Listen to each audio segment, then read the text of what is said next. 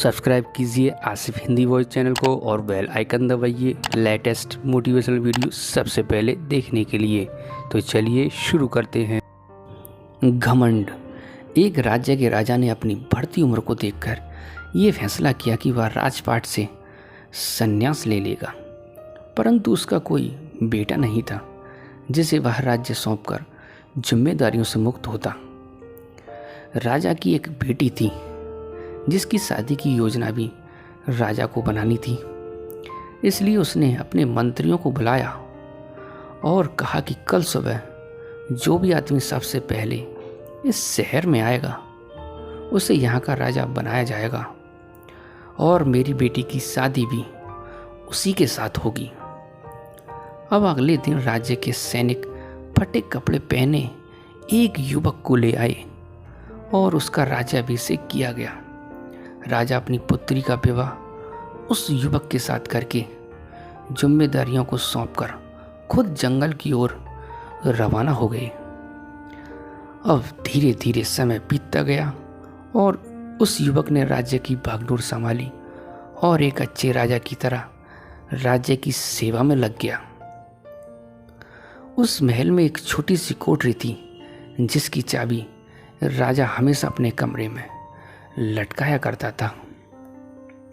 सप्ताह में एक बार वह उसे कोठरी में जाता, आधा घंटा अंदर रहता और बाहर निकलकर बड़ा सा ताला कोठरी में लगा देता था और अपने दूसरे कामों में लग जाता था।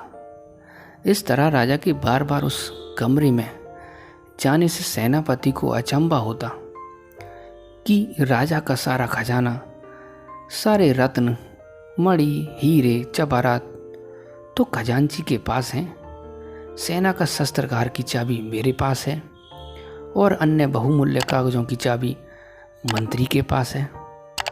इस छोटी सी कोठी में ऐसा क्या है जो राजा यहाँ हर सप्ताह अंदर आता है और थोड़ी देर बाद बाहर निकल आता है।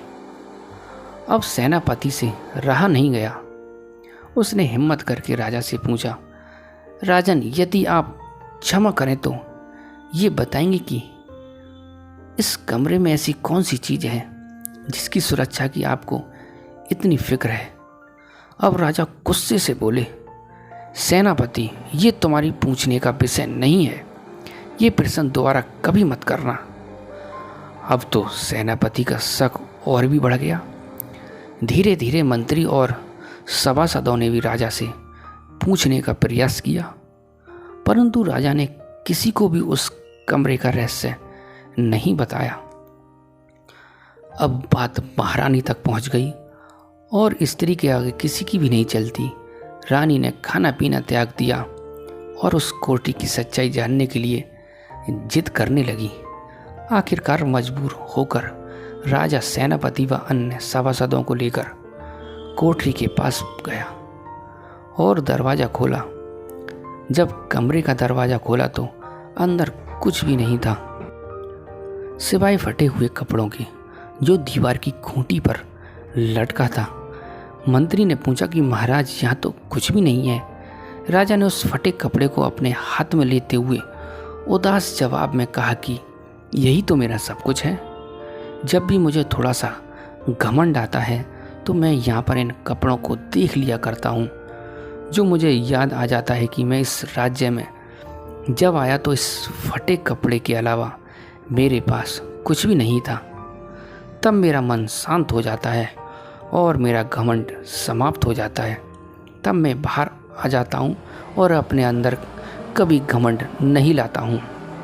तो दोस्तों, कैसी लगी हमारी ये कहानी?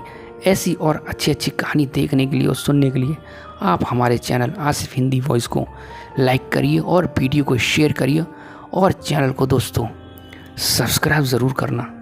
तो मिलते हैं अगली वीडियो में। गुड बाय दोस्तों।